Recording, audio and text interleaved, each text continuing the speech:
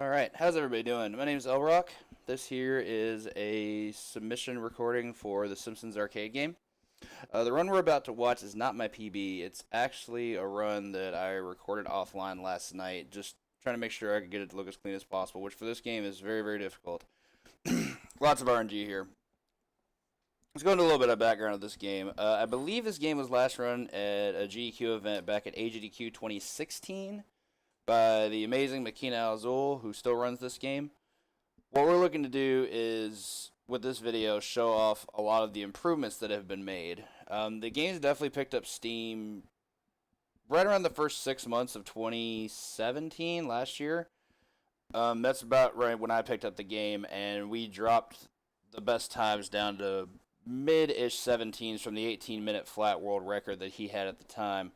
So, minor improvements there. I think that was just a case of other runners coming along and, natural evolution of wanting to top the time and just finding smaller stuff. It wasn't until July of this year, when I returned from SGDQ 2018, that the game really started to take off. An arcade runner by the name of Zurst, who caught me doing 1cc challenges of it on the expert difficulty, decided to pick up the game himself, obtained some knowledge from other arcade runners, and over the time of his grinding, he managed to get his top time down to the first ever sub 16, which was over 2 minutes better than what it had been 2 years prior before I started running it. So the number of saves we've seen in this game is pretty significant, and I think a 3-year time gap would be a great time to showcase the game again. It's also just an awesome classic game, and everybody knows this, and everybody loves it. It's a great franchise. It's a good developer.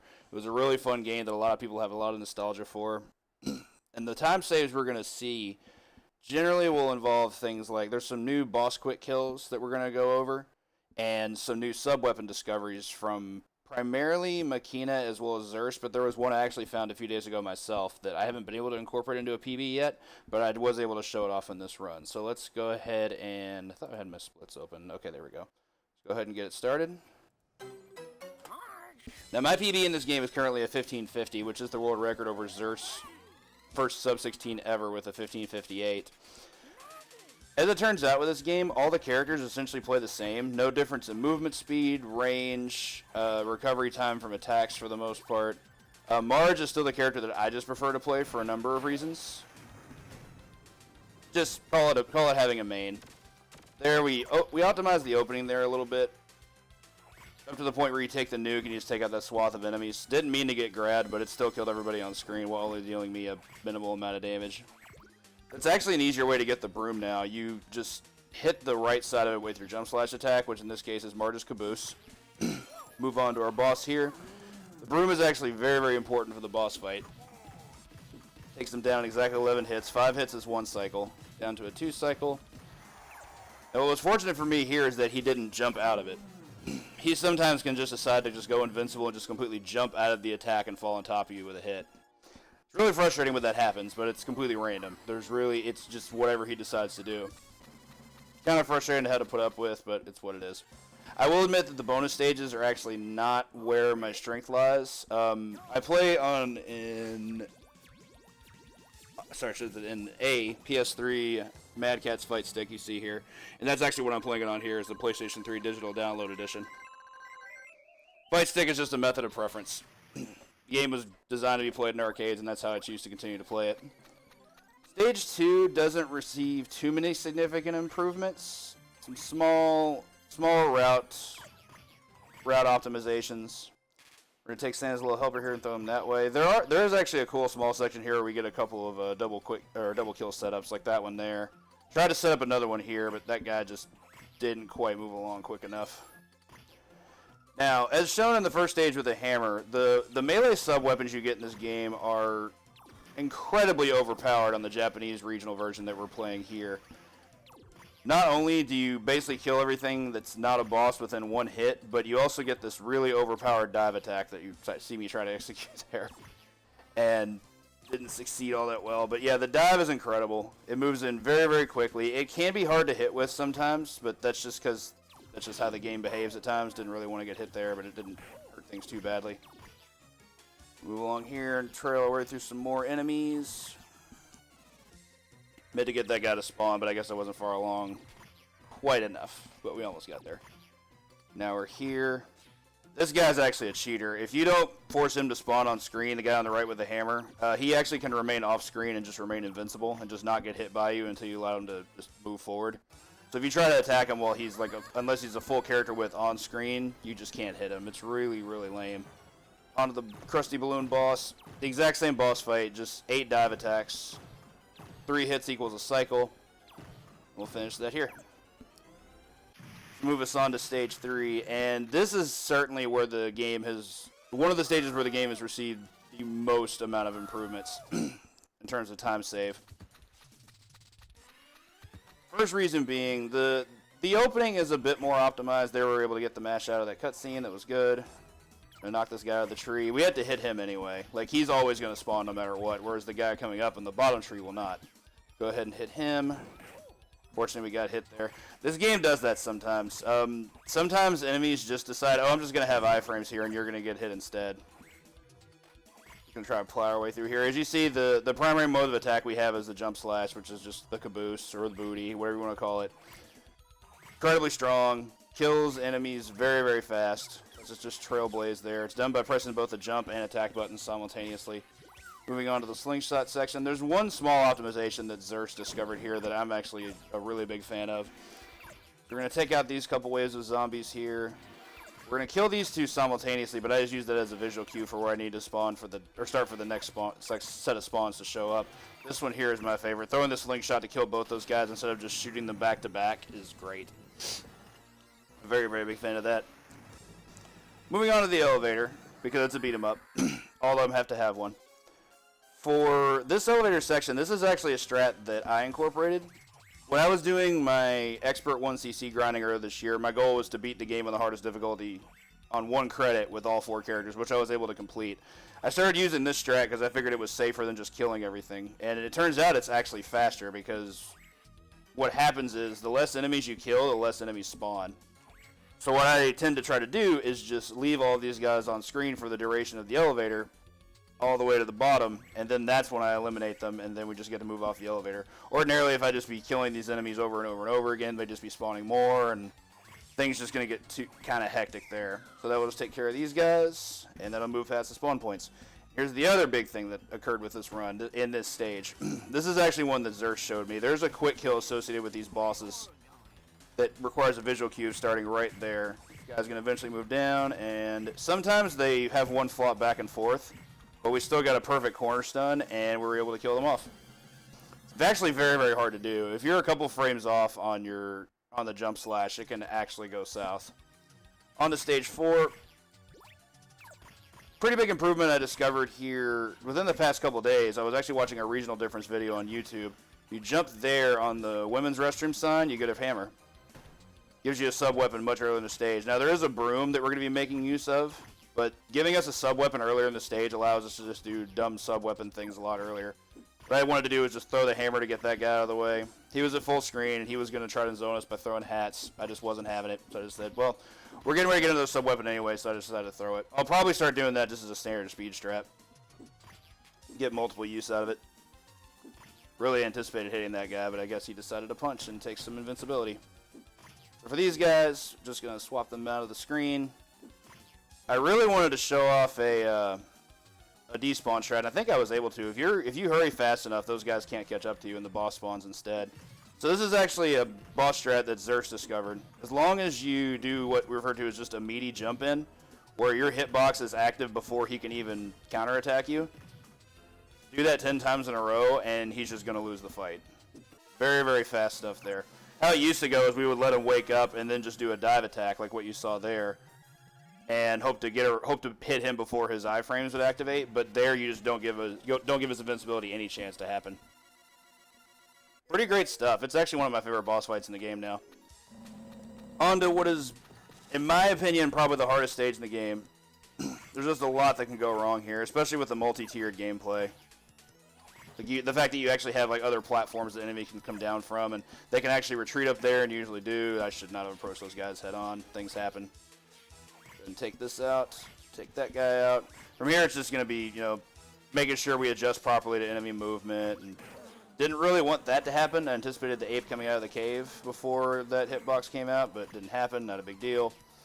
It's unfortunate. And speaking of unfortunate, that input was supposed to pick up the rock so I could just throw it at all these enemies, but it decided to swap it away instead. Not sure why.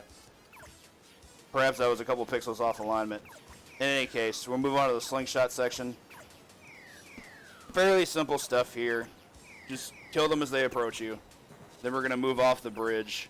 This discovery was actually made by Makina. Hit the bear cub, get the broom, and now I have a broom to fight the bear with. This wasn't a thing back when the game was, 18-minute-ish. But now that it is, we get a much, much easier boss fight. Really didn't want that guy hitting me, but things happen.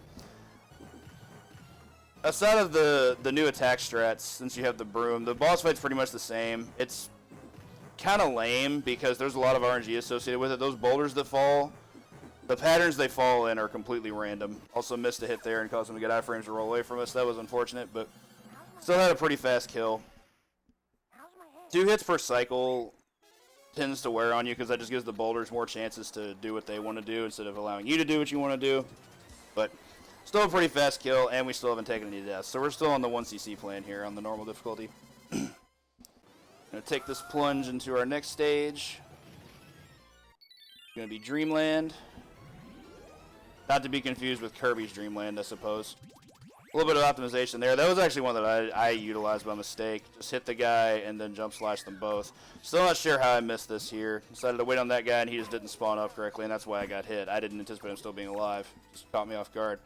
This is probably the hardest section of the stage, is these saxophones. The first guy is pretty free. Just hit him twice in a row. This one, however, if he touches you like he did to me there, he can fly away, and if he goes off screen, you just can't touch him. Not fun to have to deal with. Not sure why I didn't pick up an item there. Kind of panicked and picked up another one. But got hit. That was unfortunate. Second failed item pickup in this run. I'm not sure why or how either, but eh. Go ahead and take those guys out here. Now, upcoming, we have the biggest discovery in this stage. That was gross. A little patch of cloud over there is going to give us this nuke. That turns a formerly very difficult section of these Bart Devils into a complete joke, because activating the nuke reduces them all to 1 hit point, then you just take them each out with a dive attack.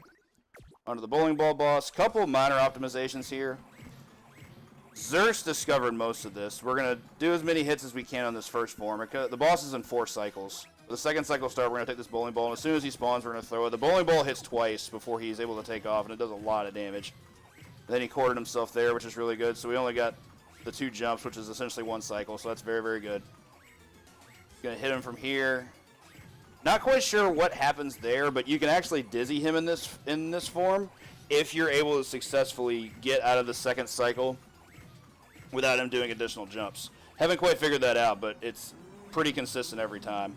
And for the final form, we're just gonna jump slash him until he's dead, and then he's gonna explode, and we're gonna wake up. I'm trying to think of a couple things to about this run in the meantime. I still wish I had known what caused him to be able to find that nuke, because that was a very unusual thing to be able to find, but there it was.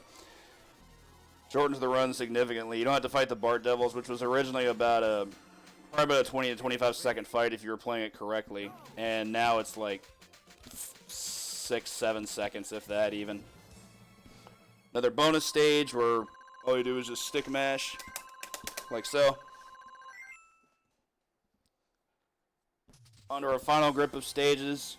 Not a whole lot has changed about Channel 6. The opening segment was probably the biggest change for me personally. Taking out these guys, then grabbing the bowling ball, and taking out 3 guys in a row, and grab the hammer immediately. Here you kind of just... My strategy is always just to make sure I can scroll the screen as much as I can. So I tend to, in most cases, try to ignore enemies on the left. There, it wasn't going to allow me to do so. Because if I kill more enemies on the right, that means I'm able to scroll the screen faster, and then I can deal with the ones on the right, and on the right before I deal with the left instead. Got Mary Poppins there with the umbrella. Those umbrella guys are actually some of the more dangerous enemies in the game. They have a battering ram move that does a lot of damage and has a lot of priority. Killer Robot gets taken out with a few good hits there. Not sure why those guys weren't getting hit, but I got a double kill out of it. Here's just going to be standard beat-em-up stuff. While we're waiting for a new enemy to spawn, those being the ninjas, which we have seen before. These guys are really annoying. They have hitboxes in places that seem like they shouldn't. That backwards flip has a hitbox because it acts as a kick. They have a jump kick that sends them really high in the air. You might have seen one of them do it there, where it has a hitbox behind him. I don't know how. The back of his elbow might be a hitbox. I really don't know. More screen scrolling. Tried to get to the stage as fast as I could just to make sure all these enemies would spawn. That's going to set me up for this double kill. Take out that guy. Catching that guy before he can reach full jump is actually crucial. And of course, after we get the enemies down, we're just going to then spawn the boss. This boss is actually incredibly tricky. It's one that I don't ever recommend going to if you're on low health. It has iframes up to a certain point, and it's really tricky to know when you're supposed to hit him. Probably should be looking for an audio cue there of some kind. But we still make pretty short work of the fight. It's only 5 cycles if he doesn't jump, I think. That's 4. That's 5. Sometimes what he can do is on the 5th cycle, he can decide to just jump out of it and force another cycle. Also completely random. You really don't have much control over that. Just be consistent with your dives and hope for the best. Going to move us on to our final stage, which is just going to be just a small boss rush against Smithers and Burns. There have been some new discoveries for this stage, particularly in the case of additional health.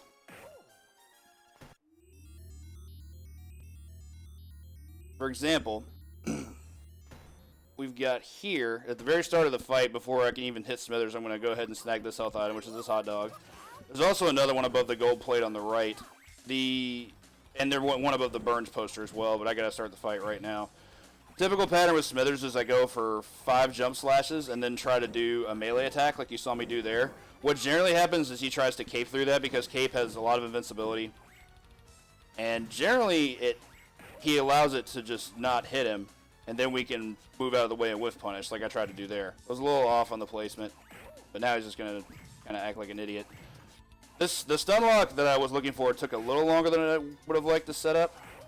Yeah, cape's really good. So I think we're going to set it up here.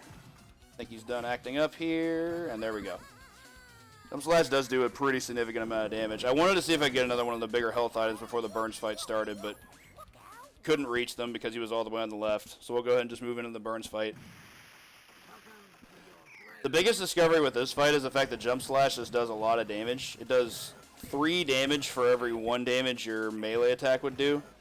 So doing as many of those as you can is actually optimal for damage output. But when we get to the 3rd phase, it's actually not optimal to do it any longer, because what our goal there is to make sure we can stun lock him against the wall. Very unfortunate I took that death, but that's what happens when I didn't get that extra health.